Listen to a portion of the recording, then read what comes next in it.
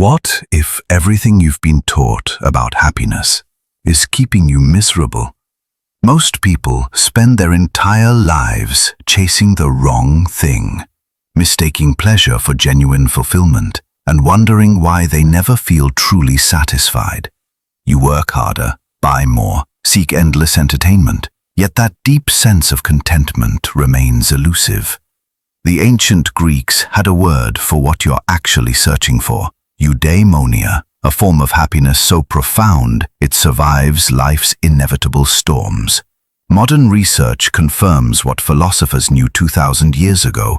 People who understand this distinction report 40% higher life satisfaction than those still trapped in the pleasure cycle. This isn't about giving up joy or living like a monk. It's about discovering a completely different approach to well-being that the Stoics mastered and neuroscience now validates. By the end of this video, you'll understand why your current happiness strategy backfires and have a practical framework for building the kind of deep satisfaction that actually lasts. Let's explore what real happiness looks like when you stop chasing it the wrong way. Part 1. The happiness treadmill versus the satisfaction foundation. Have you ever noticed how quickly that new car smell fades? How the excitement of a promotion dissolves into just another Monday morning? You're not broken and you're not ungrateful. You've just been building your happiness like a house of cards, and it's time someone told you there's a better way. Right now, millions of people are stuck on what psychologists call the hedonic treadmill, running faster and faster toward happiness that keeps moving away from them. They buy the thing, achieve the goal, get the recognition, feel amazing for a few weeks, then find themselves right back where they started, searching for the next hit of satisfaction. This isn't a character flaw, it's how your brain is designed to work, and it's been keeping you trapped in a cycle you probably didn't even realize you were in. This first technique out of 6 is going to show you how to step off that treadmill forever by building what I call a satisfaction foundation instead of a pleasure tower. The difference between these two approaches will revolutionize how you think about contentment and, more importantly, how you feel every single day. Most people stack temporary pleasures like building blocks, creating towering structures of achievement, acquisition, and entertainment. They work overtime for the bonus, save up for the vacation, plan the perfect weekend, buy the gadget they've been wanting. Each pleasure sits on top of the last one, creating impressive heights of momentary joy. But here's the problem. The moment life applies pressure, the moment something goes wrong, the whole structure comes crashing down. One bad day at work erases the satisfaction from the promotion. One argument with your partner ruins the afterglow of that romantic dinner. This is your foundation calling to you. This is what real happiness feels like, when you stop chasing it and start building it instead. But recognizing the difference between pleasure and satisfaction is just the beginning. There's a second technique that will completely transform how you see the ordinary challenges of your day, turning your biggest frustrations into unexpected sources of contentment. Part 2. The reverse gratitude method. What if I told you that your daily annoyances are actually hidden treasures, and you've been cursing the very things that make your life rich with meaning? Most people have gratitude completely backward, and this second technique out of 6 is going to flip your perspective in a way that transforms ordinary irritation into genuine appreciation. You've probably tried traditional gratitude practices before. Maybe you've kept a gratitude journal, listing things you're thankful for each morning or evening. Perhaps you've attempted the 3 good things exercise, writing down positive moments from your day. These practices aren't wrong, but they're fighting against how your brain actually works, which is why they often feel forced and rarely stick. Your brain has something called a negativity bias. It's designed to notice problems, threats, and challenges because, evolutionarily speaking, the person who ignored the rustling bush was more likely to become something's dinner. This means your attention naturally gravitates toward what's wrong, what's missing, what needs fixing. Traditional gratitude tries to override this system by forcing you to focus on what's right. But it's like swimming upstream against your own neurology. The reverse gratitude method works with your brain's natural tendencies instead of against them. Here's how it works.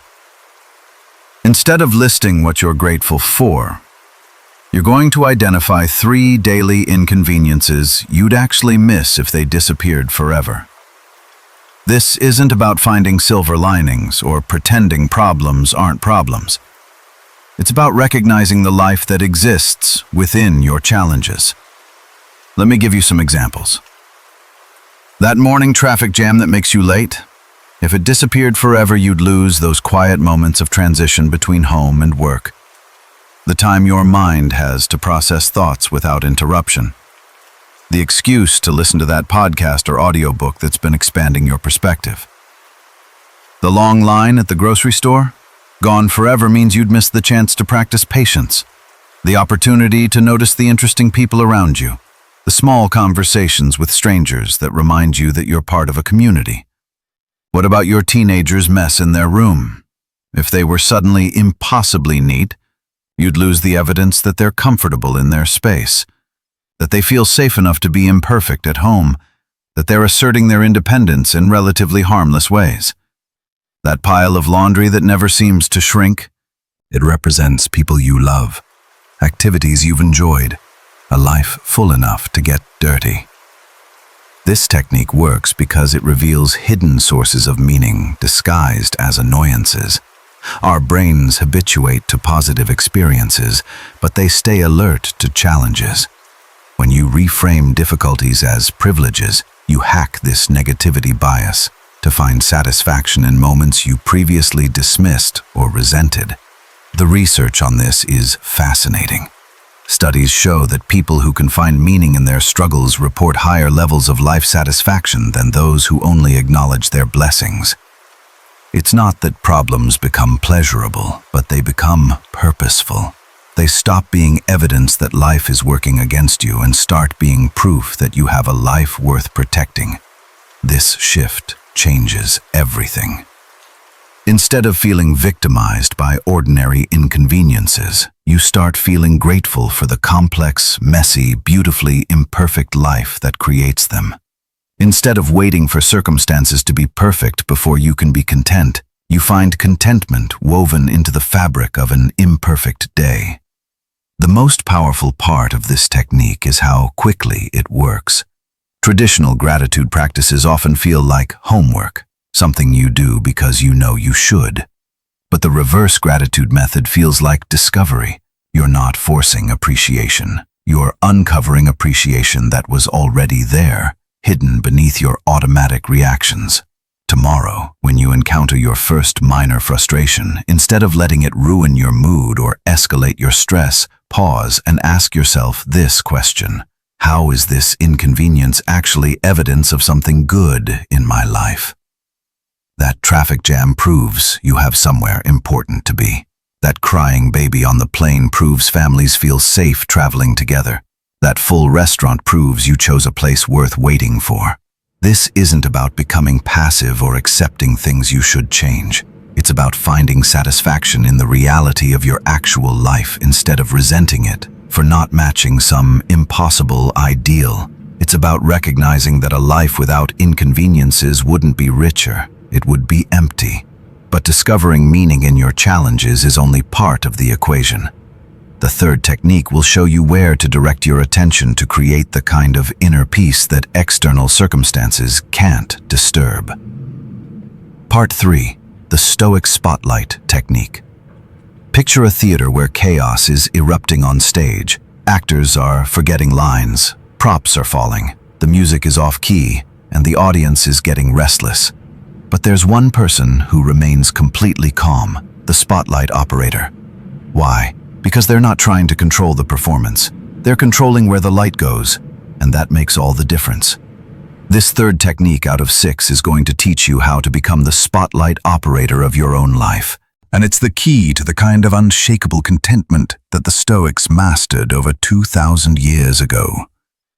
Right now, you're probably directing your mental spotlight at all the wrong places. When your boss gives you feedback, your attention goes to whether they like you. When your partner seems distant, you focus on what they might be thinking. When the economy shifts, you worry about factors completely outside your influence. You're shining your light on the actors who forgot their lines, instead of on your own performance, and it's making you miserable. The Stoic spotlight technique is based on one of the most powerful insights in all of philosophy. Happiness isn't about controlling outcomes. It's about controlling your attention. Every moment of your day, you get to choose where to direct your mental energy. You can focus on what's happening to you, or you can focus on how you're responding to what's happening to you. One of these choices leads to anxiety, frustration, and feeling powerless. The other leads to peace, growth, and genuine strength. Marcus Aurelius, who happened to be the most powerful man in the ancient world while writing some of history's most profound thoughts on contentment, put it this way: "You have power over your mind, not outside events. Realize this, and you will find strength." He wasn't speaking theoretically. He was managing plagues, wars, and political upheaval while maintaining his inner peace, by keeping his spotlight focused exactly where it could do the most good. Modern neuroscience has proven why this works so well. Your attention is literally your brain's resource allocation system. Where you focus determines which neural pathways get strengthened and which ones atrophy. If you consistently focus on things outside your control, you're training your brain to feel helpless. If you consistently focus on your responses, your choices, your character, and your actions, you're training your brain to feel empowered. This isn't about ignoring reality or pretending external events don't matter. It's about recognizing that your response to reality is the only part of any situation that you truly control. And it's also the part that determines your experience of life. Two people can face identical circumstances and have completely different levels of contentment based solely on where they choose to direct their attention. The technique itself is simple but transformative. Throughout your day, you're going to catch yourself when your attention drifts to things outside your control, and you're going to consciously redirect it to things within your control.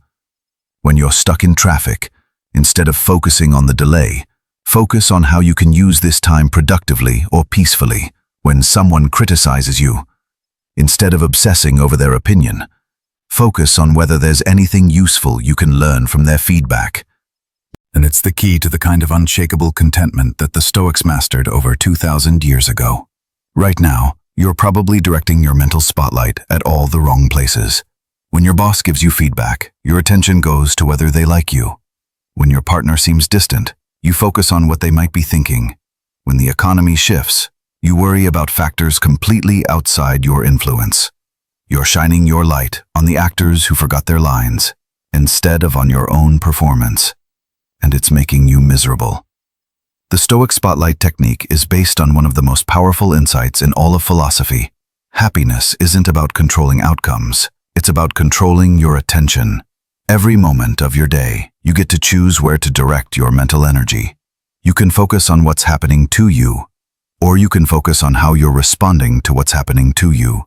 One of these choices leads to anxiety, frustration, and feeling powerless. The other leads to peace, growth, and genuine strength.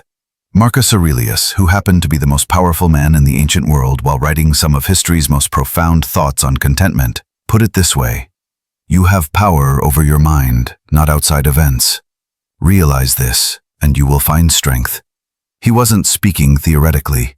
He was managing plagues, wars, and political upheaval while maintaining his inner peace, by keeping his spotlight focused exactly where it could do the most good. Modern neuroscience has proven why this works so well. Your attention is literally your brain's resource allocation system. Where you focus determines which neural pathways get strengthened and which ones atrophy. If you consistently focus on things outside your control, you're training your brain to feel helpless. If you consistently focus on your responses, your choices, your character, and your actions. You're training your brain to feel empowered. This isn't about ignoring reality or pretending external events don't matter. It's about recognizing that your response to reality is the only part of any situation that you truly control. And it's also the part that determines your experience of life.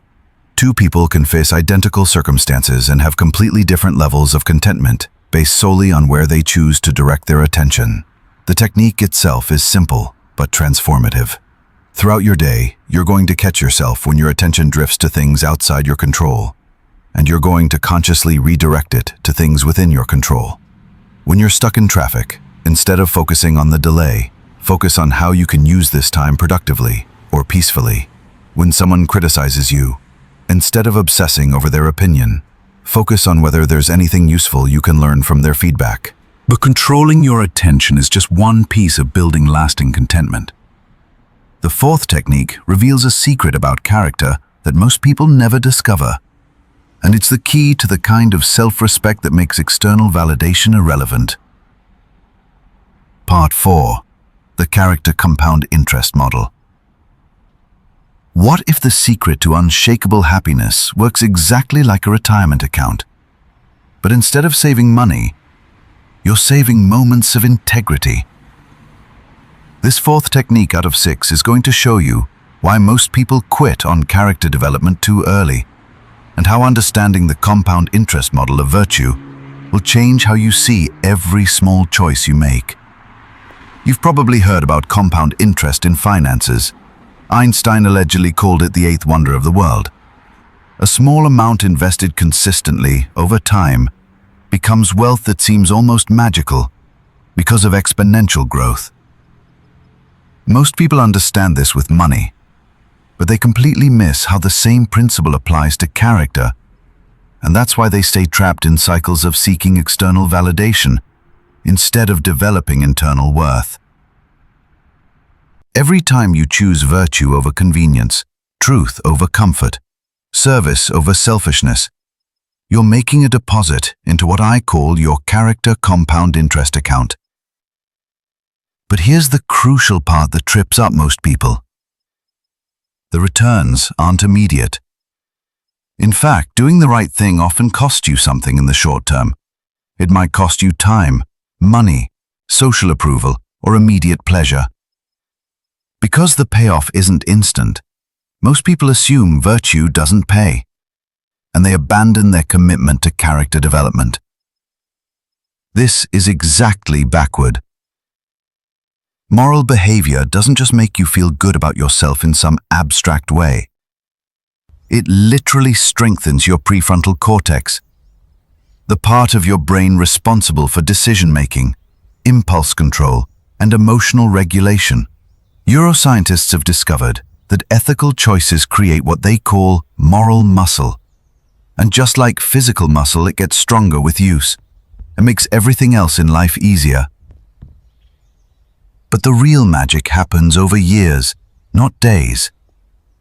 Each small ethical choice compounds with every other ethical choice, creating a foundation of genuine self-respect that external circumstances cannot touch. When you know you're someone who keeps their word, treats others well, and does the right thing even when it's difficult, you develop what the Stoics called invincible joy, a contentment that doesn't depend on others' approval or life going according to plan. Think about someone you deeply respect, not someone famous or powerful, but someone whose character you genuinely admire. How did they become that person? Not through one grand gesture, but through thousands of small choices made when no one was watching. They returned money when they were given. They kept promises that became inconvenient. They spoke truth when lies would have been easier. They showed up when others flaked out. Each of these choices seemed small at the time, maybe even costly, but they were compound interest payments into a character account that eventually made them the kind of person others trust, respect, and seek out. More importantly, they became the kind of person who trusts and respects themselves. The research on this is remarkable. Studies show that people with strong moral identities report significantly higher levels of life satisfaction, better relationships, and more resilience during difficult times. They sleep better at night, not because their lives are easier, but because they know who they are and can count on themselves to handle whatever comes next. This is completely different from happiness based on achievements or possessions. External accomplishments can be taken away, criticized, or lose their luster over time, but character-based contentment grows stronger with age and becomes more valuable during challenging seasons of life. It's the difference between having money in the bank and having a skill that can always generate income. The character compound interest model explains why virtue sometimes feels thankless in the moment, but creates profound satisfaction over time. When you choose integrity today, you might not feel dramatically different tomorrow, but 6 months from now, when you face a difficult decision, you'll make it from a place of strength you didn't have before. A year from now, people will trust you in ways they don't trust others. 5 years from now, you'll have the kind of inner peace that people spend fortunes trying to buy through therapy, retreats, and self-help programs. Here's your immediate action step.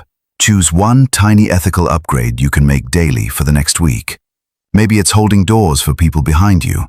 Maybe it's being completely present in conversations instead of checking your phone. Maybe it's keeping every small promise you make to yourself, even the ones no one else would notice if you broke. The key word here is tiny. Don't try to transform your entire character overnight. That's like trying to get rich by making one huge investment instead of small, consistent contributions. Pick something so small that you can do it even on bad days, even when you're tired, even when you don't feel like it. Each time you follow through on this commitment, remind yourself that you're not just performing an action, you're making a deposit into an account that will pay dividends for the rest of your life. You're building the kind of self-respect that makes other people's opinions less important. You're creating a foundation of integrity that will support you through whatever challenges lie ahead. But developing character is only powerful when it's guided by wisdom about what enough actually looks like. The fifth technique will show you how to calibrate your desires in a way that creates lasting satisfaction instead of endless wanting. Part 5. The enough calibration system. What if the reason you never feel satisfied isn't because you don't have enough, but because you've never decided what enough looks like? This fifth technique out of 6 is going to show you the most liberating question you can ask yourself, and it's going to free you from a cycle of desire that keeps most people perpetually discontent. Right now, you're probably living with moving goalposts. You think you'll be happy when you make a certain amount of money, but when you reach that income, the target mysteriously shifts higher. You believe you'll be satisfied when you get that promotion, but once you have it, you're already focused on the next level. You imagine you'll feel content when you lose those extra pounds, but even at your goal weight, you find new things to fix about your appearance. This isn't a character flaw. This is how consumer culture has trained you to think about satisfaction. The entire economy depends on your dissatisfaction, on keeping you convinced that contentment is always one purchase, one achievement, one improvement away. You've been conditioned to ask, what will make me happy, when you should be asking, what would make me satisfied with having enough? The difference between these two questions will revolutionize your relationship with desire and ambition. The first question has no answer because it assumes happiness comes from external additions to your life. The second question is answerable because it puts you in control of defining your own finish line. The ancient Stoics understood something that modern psychology is just rediscovering. Satisfaction isn't about having more, it's about accurately calibrating your definition of sufficient. When you know what enough looks like in any area of your life, you can appreciate when you reach it, instead of blowing past it in pursuit of some ever-receding horizon of more. This doesn't mean lowering your standards or giving up on growth. It means becoming strategic about your desires instead of letting them control you. It means choosing your battles instead of fighting every possible war. It means recognizing that in a world of infinite options, the power to say, "This is sufficient," becomes a superpower. Think about the wealthiest, most successful people you know personally. Are they the most content? Usually not. They often seem driven by the same restless wanting that motivates everyone else, just with higher stakes and bigger numbers. Now think about the most genuinely satisfied people you know. They're not necessarily the ones with the most stuff or the highest achievements. They're the ones who seem to have figured out what enough looks like for them. The enough calibration system works by forcing you to get specific about your actual needs versus your manufactured wants in each major area of your life. Instead of chasing vague concepts like financial security or career success, you define exactly what those terms mean for your unique situation. For money, enough might mean having 6 months of expenses saved, a retirement plan on track, and the ability to handle normal, unexpected expenses without panic. For career success, enough might mean doing work that uses your strengths, provides adequate income, and leaves you energy for relationships and personal interests. For possessions, enough might mean having what you need to live comfortably without your space feeling cluttered or your finances feeling strained. The key is that you get to decide what these definitions look like. You're not accepting someone else's version of enough. You're creating your own based on your values, your circumstances, and your vision of a life well lived. But once you define it, you commit to recognizing when you reach it. This is where most people struggle. They can intellectually define enough, but emotionally, they keep moving the target. The hedonic treadmill convinces them that their previous definition was too low, that they deserve more, that settling for enough is settling for less than their worth. Here's the truth that will set you free. Choosing your enough point isn't settling. It's winning. It's declaring victory in areas where victory is possible, so you can focus your energy on areas where growth actually matters. It's the difference between running on a treadmill that goes nowhere and running toward a destination you've actually chosen. Your immediate action step is both simple and profound. Pick one area where you constantly want more. Money, recognition, possessions, experiences, whatever. And define your personal enough point. Write it down. Be specific. What would financial enough look like? What would career enough feel like? What would relationship enough include? Then, commit to the most radical act possible in a culture of more. When you reach that enough point, notice it. Celebrate it. Let yourself feel satisfied instead of immediately raising the bar. Practice the lost art of contentment with sufficient instead of constantly reaching for superior. This doesn't mean you stop growing or improving. It means you stop letting the pursuit of more rob you of satisfaction with enough. It means you recognize that contentment isn't the enemy of ambition. It's the foundation that makes healthy ambition possible. But even understanding what enough looks like can't fully protect you from the anxiety and restlessness that keeps most people from enjoying their lives.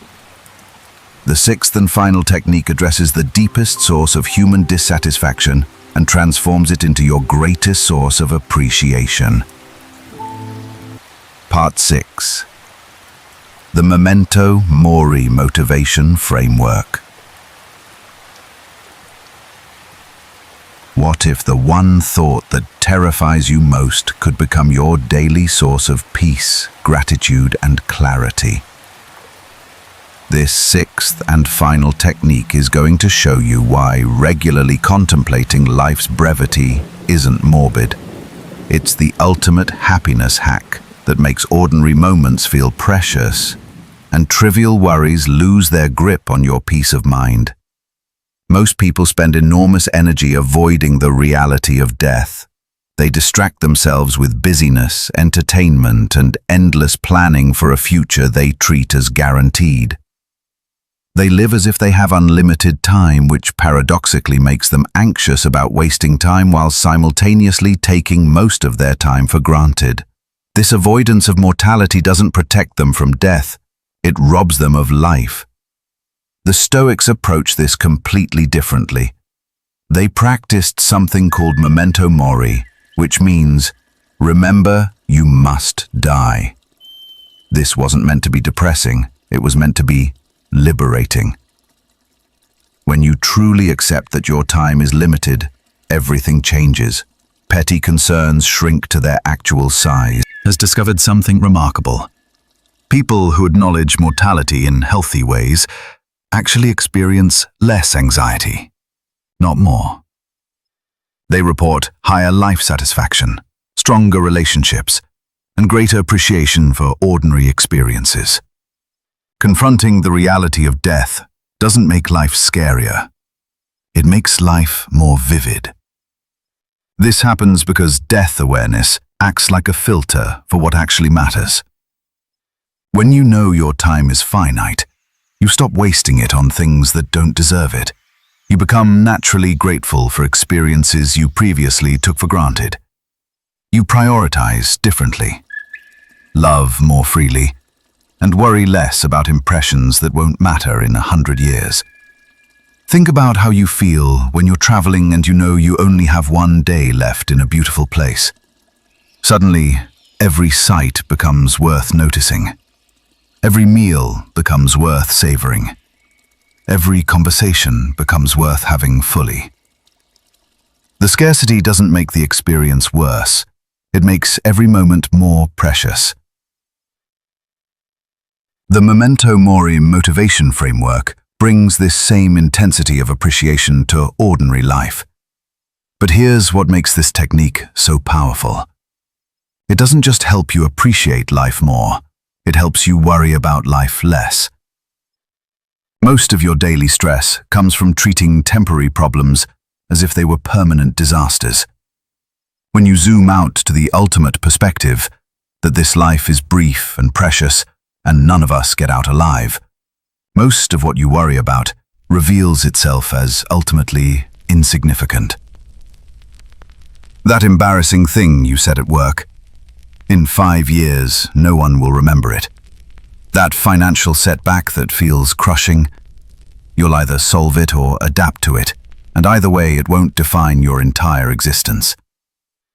That relationship conflict that's consuming your mental energy, it's either worth resolving with love and patience, or it's not worth the emotional real estate it's occupying in your mind.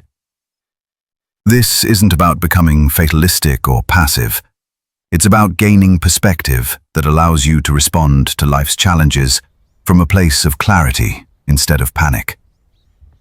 When you remember that your time is limited, you naturally prioritize spending it on responses that actually serve you, instead of reactions that just create more drama. The practice itself is surprisingly simple. Before bed tonight, engage in what I call the last day meditation. Imagine this was your last ordinary evening. Don't think about deathbeds or dramatic endings.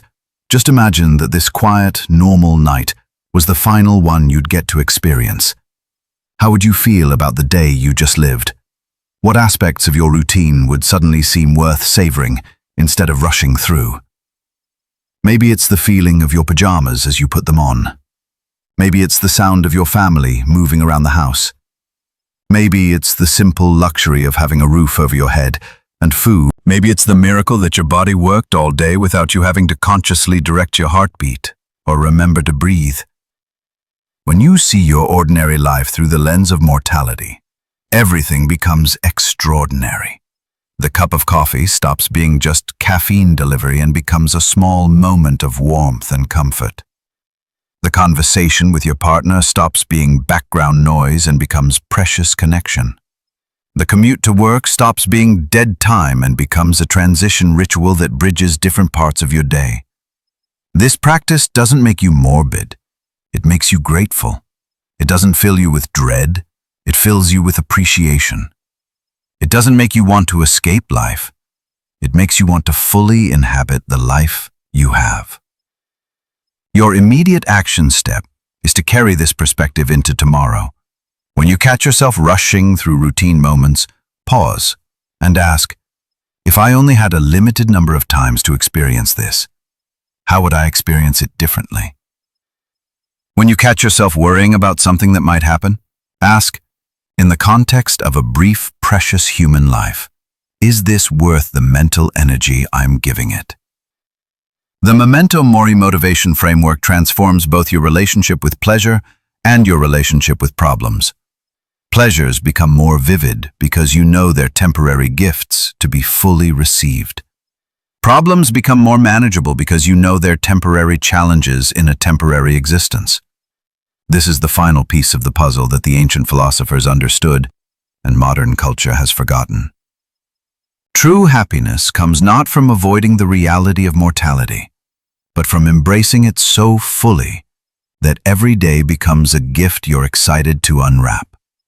You now have 6 techniques that can transform your relationship with happiness from chasing to building, from depending to creating, from seeking to finding. But here's what I need you to understand. Information without implementation is just entertainment. The gap between knowing these techniques and living them is where most people get stuck, and it's where the real work begins. The happiness treadmill versus satisfaction foundation showed you that pleasure-seeking will always leave you empty, while character building creates lasting contentment.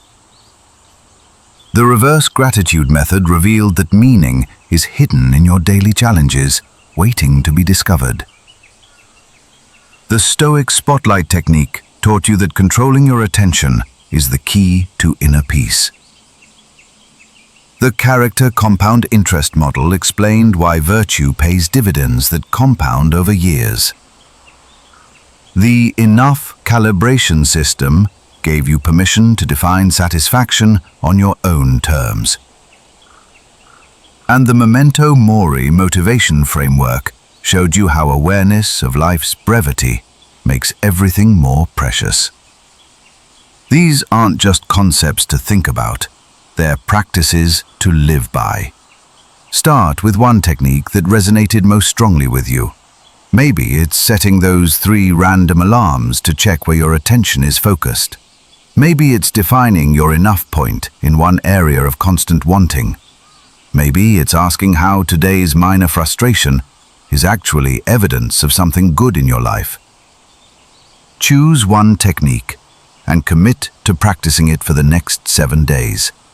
Not perfectly, not dramatically, just consistently. Notice how it changes not just how you think, but how you feel, how you respond to challenges, and how you experience ordinary moments. The ancient Greeks and Romans who developed these insights didn't have access to modern psychology or neuroscience, but they understood something that our culture has forgotten. Happiness isn't something that happens to you. It's something you create through how you think, where you focus your attention, and what you choose to value. You've been wrong about happiness your whole life, but not because you're broken or inadequate. You've been wrong because you've been taught to look for it in all the wrong places. Real contentment isn't waiting for you in some future achievement or purchase.